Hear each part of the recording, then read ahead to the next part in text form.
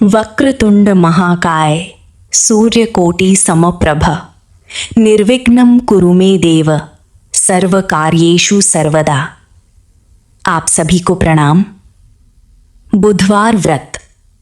ये व्रत हिंदू धर्म में विशेष महत्व रखता है। बुधवार का व्रत बुध देवता की कृपा व आशीर्वाद प्राप्त करने के लिए किया जाता है। यदि कोई व्यक्ति अपने घर में शांति तथा सर्व सुखों की इच्छा रखता है तो उसे बुधवार का व्रत करना चाहिए। बुधवार के व्रत में दिन व रात में एक ही बार भोजन करना चाहिए। इस व्रत के दौरान हरी वस्तुओं का उपयोग करना चाहिए, जैसे भोजन में हरी सब्जी, हरे रंग के वस्त्र इत्यादि। पूरे दिन का उपवास करने के बाद अंत में भगवान शिव की पूजा धूप, बेलपत्र आदि के साथ करनी चाहिए और बुधवार व्रत कथा सुनकर और बुधदेव की आरती के बाद प्रसाद ग्रहण करना चाहिए। प्रसाद में गुड़, भात और दही होना चाहिए और इस दिन भगवान को सफेद फूल चढ़ाने चाहिए। आइए अब हम बुधवार व्रत कथा सुनते हैं। एक समय एक व्यक्ति अपनी पत्नी को विदा करवाने अपनी ससुराल गया। वहां पर कुछ दिन रहने के बाद सास ससुर से विदा करने के लिए कहा, किंतु सबने कहा कि आज बुधवार है, आज के दिन विदा नहीं करते हैं। वह व्यक्ति किसी प्रकार न माना और हठधर्मी करके बुधवार के दिन ही पत्नी को विदा कराकर अपने नगर को चल पड़ा। रास्ते में उसकी पत्नी को प्यास लगी तो उसने अपने पति को कहा कि मुझे बहुत जोर से प्यास लगी है। तब वह व्यक्ति लोटा लेकर रथ से उतरकर जल लेने चला गया।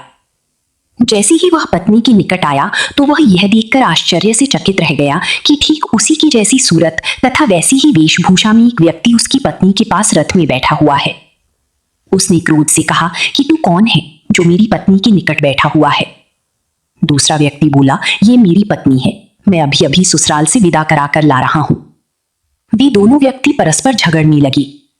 तभी राज्य के सिपाही आकर लोटे वाले व्यक्ति को पकड़ने लगी।